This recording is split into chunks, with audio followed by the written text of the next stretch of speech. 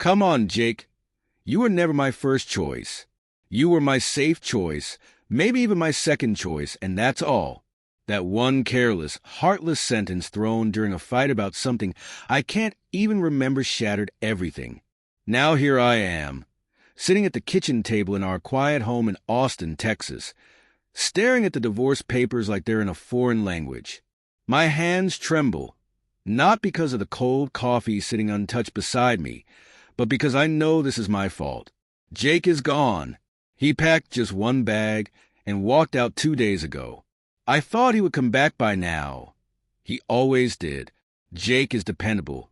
He's the kind of man who stays when things get tough, but this time he didn't. The silence in the house feels suffocating. Even our 6-year-old daughter, LLA, seems to sense it.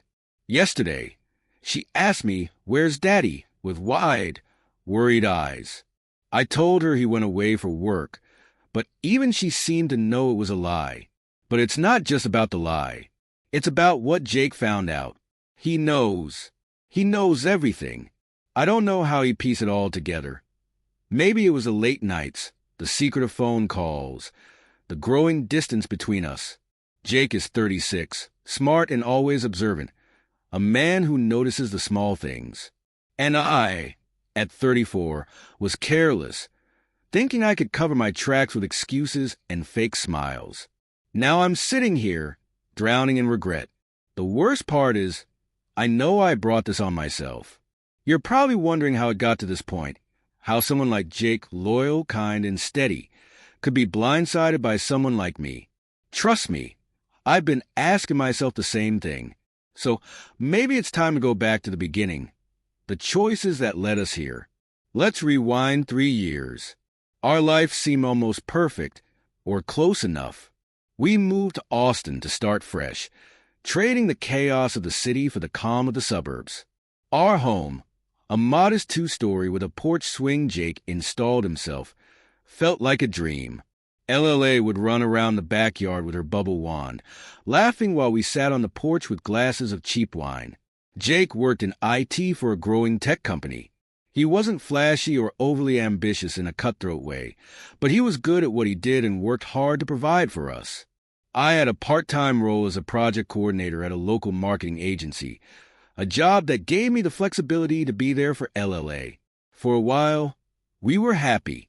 We had Friday movie nights with popcorn and blankets, Saturday morning pancakes, and quiet Sunday afternoons reading while LLA napped. It was simple, but it was ours. Then life crept in. The never-ending bills, the exhausting routines of parenting, and the constant grind of daily responsibilities. Jake and I stopped talking about anything meaningful. Our conversations became all about logistics, grocery lists, daycare schedules, work updates. That's when Ryan came into my life. I wasn't looking for anyone, but sometimes trouble doesn't wait to be invited. Ryan was a consultant hired by my agency for a 6-month project. He was 38, confident, and strikingly charismatic. Where Jake was steady and predictable, Ryan was magnetic and unpredictable, with a sharp wit that caught me off guard.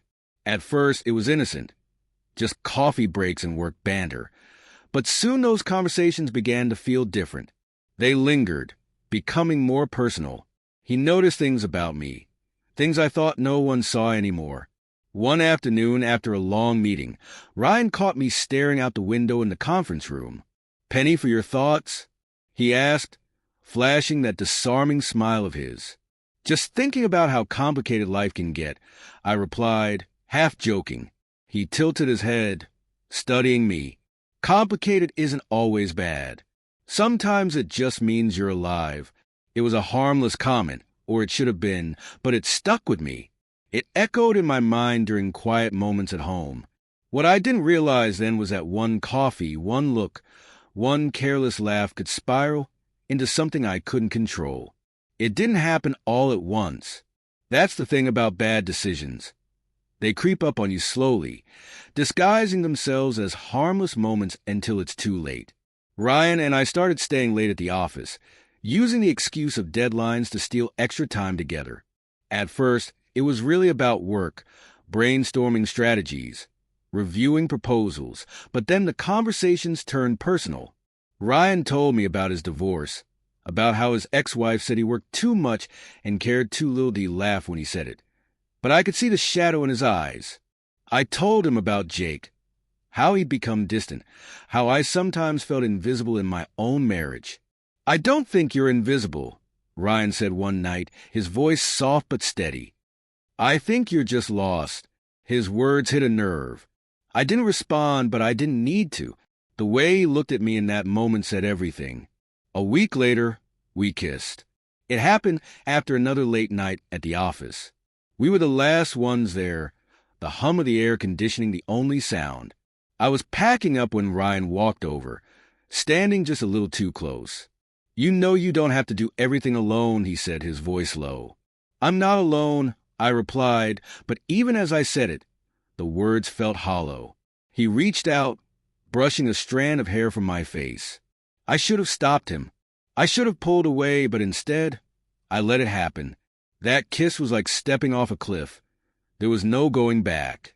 For the next few months, Ryan became my escape. Lunches turned into lingering afternoons. Business trips became secret getaways.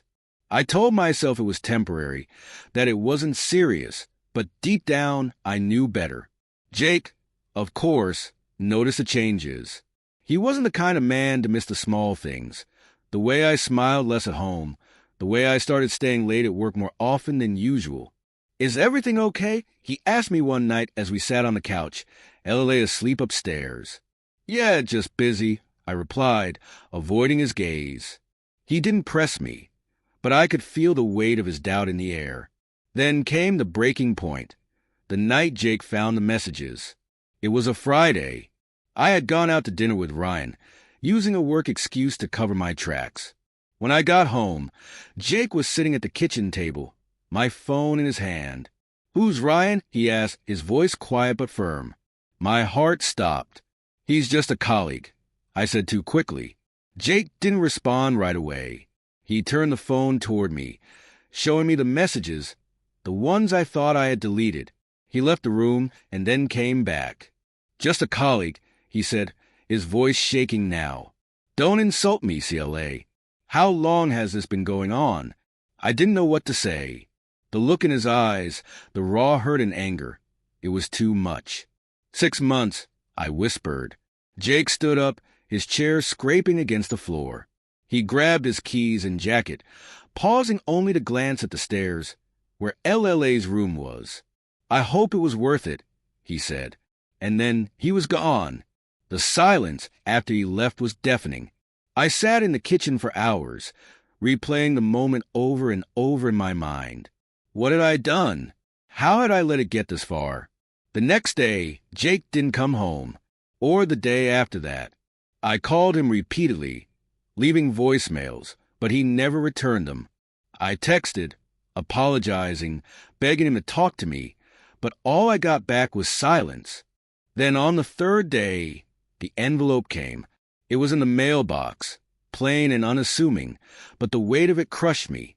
Inside were the divorce papers, neatly printed and signed by Jake. No note, no explanation, just a clean, final ending to everything we had built. I wanted to scream, to cry, to do something, but all I could do was sit there, staring at the papers with my world crumbling around me. LLA noticed the change, of course. Kids are more perceptive than we give them credit for. "Mommy, is Daddy mad at you?" she asked one night, her small voice breaking my heart. "No, sweetheart," I lied, pulling her into a hug. "He just needs some time." But even as I said those words, I knew they weren't true. Jake wasn't coming back. The days after Jake's departure blurred into one long, exhausting stretch of guilt and self-loathing. I went to work, took LLA to school, cooked dinner, and smiled when I had to, but it was all an act. Inside, I was crumbling. Ryan tried to reach out a few times. He called, sent texts, and even showed up at the office once. I avoided him like the plague. Whatever we had was over the moment Jake found out. I couldn't face Ryan. I couldn't bear the reminder of how badly I had messed up. LLA became my only anchor. She was 6 years old, too young to understand the full scope of what had happened, but old enough to sense that something was wrong. One evening, as I was tucking her into bed, she asked, "Is Daddy ever coming back?" I froze. Her wide eyes searched mine for answers I didn't have. "I don't know, sweetie," I said, my voice trembling. "But no matter what, Mommy's here, okay? I'll always be here." She nodded and wrapped her small arms around my neck. "I love you, Mommy."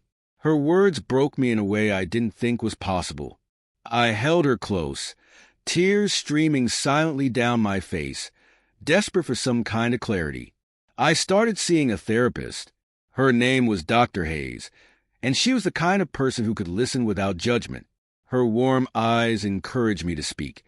Even when I didn't want to, I blurted it out, not even sure why. Jake was a good husband. He didn't deserve this. Dr. Hayes tilted her head, her pen resting on her notepad. "Let's dig into that," she said. "Why do you think you made the choices you did?" At first, I had no answer, but session by session, piece by painful piece, the truth started to emerge. I had been lonely, not the kind that comes from being alone, but the kind that comes from being unseen. Jake was a good man, but over the years, our connection had faded. We stopped talking about our dreams, stopped laughing over silly things. We became partners in logistics, not life. And when Ryan came along, he saw me in a way I hadn't felt seen in years. He made me feel interesting, alive, desirable. It wasn't love, not even close, but it was enough to cloud my judgment. Does that make me a terrible person? I asked Dr. Hayes one day. She shook her head. It makes you human, but it's also a reminder that the choices we make, even when they come from a place of pain, have consequences. The question is, what are you going to do about it now? About a month after Jake left, I ran into him unexpectedly. It was a Saturday morning, and I had taken LLA to the local farmer's market. She loved the fresh strawberries they sold there, and I was trying to keep things as normal as possible for her. As we walked through the stalls, I saw him. Jake. He was standing by a table of fresh flowers, talking to someone, a woman. She was tall, with dark hair pulled into a sleek ponytail, dressed casually in jeans and a cardigan. She laughed at something he said, and the sound hit me like a punch to the gut. "Mommy, look, it's Daddy," LLA exclaimed, pulling on my hand. Before I could stop her, she ran over to him. "Daddy," she cried, throwing her arms around his waist. Jake looked startled at first, but his face softened when he saw her. He bent down, hugging her tightly. "Hey, LA," he said, his voice warm, though tinged with something heavier. "What are you doing here?" I walked over slowly, my heart pounding. "Hi," I said, my voice barely audible. Jake stood up, his expression unreadable. "CLA," he said. The woman next to him glanced between us, clearly putting two and two together. "I'll give you some space," she said, offering Jake a small smile before walking away. "Who was that?" I asked, regretting the question the moment it left my mouth. "Just a friend," Jake replied, his tone clipped. An awkward silence settled between us. "LA misses you," I said finally. "She asks about you every day." "I miss her too," Jake said, his voice softening as he looked at our daughter, who was now happily munching on a strawberry. "And me." I wanted to ask, but didn't. Instead, I said, "Maybe we could figure something out for her." Jake nodded, but didn't say anything more. He picked up a bouquet of flowers from the table and handed it to LLA.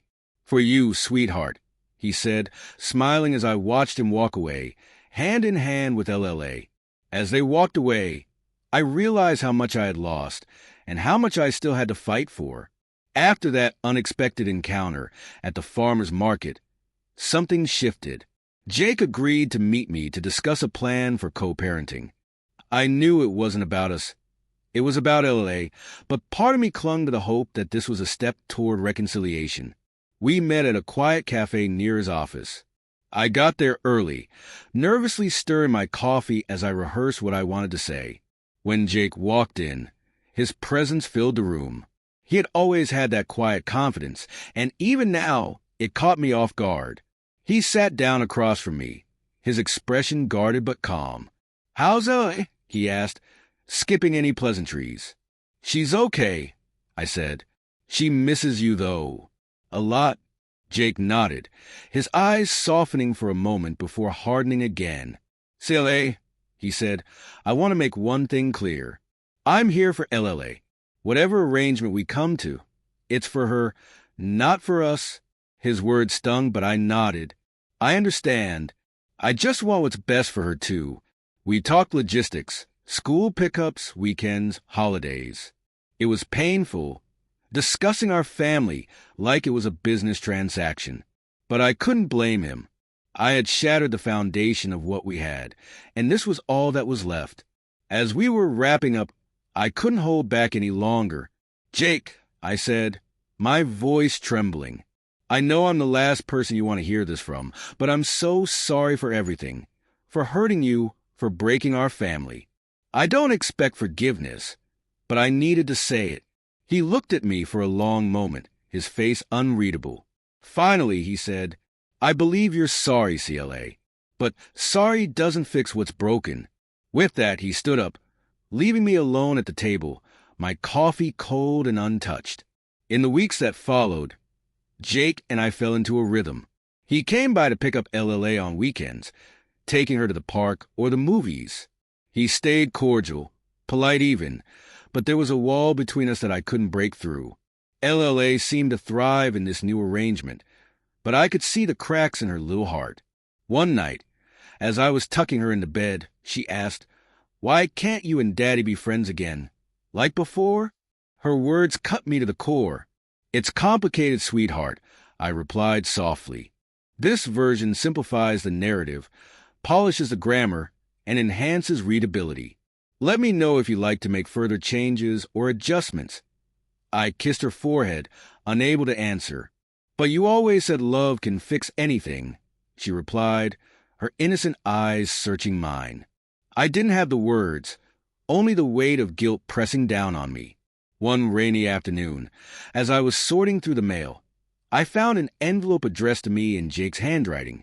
My heart raced as I opened it, pulling out a folded sheet of paper. It wasn't what I expected. Inside was a letter, written with a raw honesty and vulnerability I hadn't seen from Jake in years. "Claire, I've been doing a lot of thinking about us, about what went wrong. I know I wasn't perfect. I know I let the weight of life pull me away from you, and for that, I'm sorry. But what you did, it broke me in ways I didn't think were possible. I don't know if I'll ever be able to forgive you completely, but I also don't want to live my life holding on to this bitterness. Not for Lila, not for myself. I'm not writing this to offer a second chance or to rehash the past. I just wanted you to know that despite everything, I still hope you find peace. Take care of yourself and take care of Lila. She's the best thing we ever did. Jake." I read the letter over and over, tears blurring the words. It wasn't forgiveness, not entirely, but it was something, a crack in the wall. A few weeks later, Jake told me he was moving to another part of Austin, closer to his new job and farther from the life we'd built together. It felt like the final nail in the coffin, but I knew I couldn't ask him to stay. We had one last dinner as a family, for Lila's sake. She was thrilled to have us both at the table, oblivious to the undercurrent of sadness. Jake laughed at her jokes, helped her cut her food, and kissed her goodnight when it was time for bed. As he was leaving, I walked him to the door. "Thank you," I said quietly. "For what?" he asked, his hand on the doorknob. "For giving me this," I said, gesturing to the house, the memories, our daughter. "For forgiving me, even if I didn't deserve it." Jake looked at me for a long moment before nodding. "Take care, Claire." And with that, he was gone. It's been a year since Jake walked out of that door for the last time. A lot has changed since then. Lila and I still live in the same house in Austin, though I've made a few changes. The porch swing Jake built is gone, replaced with a small garden Lila and I planted together. It's her favorite spot now, bright with wildflowers and strawberries. She calls it our happy place, and in many ways it is. Jake comes by often to see Lila. Their bond has grown stronger than ever, and I'm grateful for that. He still keeps his distance from me, but we've found a way to coexist, for her sake. Sometimes, when he picks her up, I catch glimpses of the man I fell in love with. The way he smiles at her, the quiet strength in his presence. I've made peace with the fact that we'll never be what we were. I used to mourn that loss like a death, but now I see it as a lesson, a painful, necessary reminder of what happens when you take someone for granted. I still see Dr. Hayes every week. Therapy has been my lifeline, helping me rebuild myself from the ground up. I've learned to face the parts of me I used to avoid, the insecurities, the fear of failure, the craving for validation. It hasn't been easy, but it's been worth it. I've also started painting again, something I gave up years ago when life got too busy. My canvases are messy and imperfect, but they're mine. Lila loves to paint with me, and our kitchen table is often covered in smudges of color. As for love, I'm not there yet. I've had offers. A co-worker who asked me out for drinks, a single dad at Lila's school who struck up a conversation at a birthday party. But I'm not ready. For now, my focus is on being the best version of myself, for Lila and for me. Sometimes, late at night, I think about Jake. I wonder if he's happy, if the woman I saw at the farmer's market is still in his life. I hope she is. He deserves someone who sees him, who values him in all the ways I failed to. And me? I'm still learning to forgive myself. Life doesn't give you do-overs, but it does give you the chance to start again. And that's exactly what I'm doing.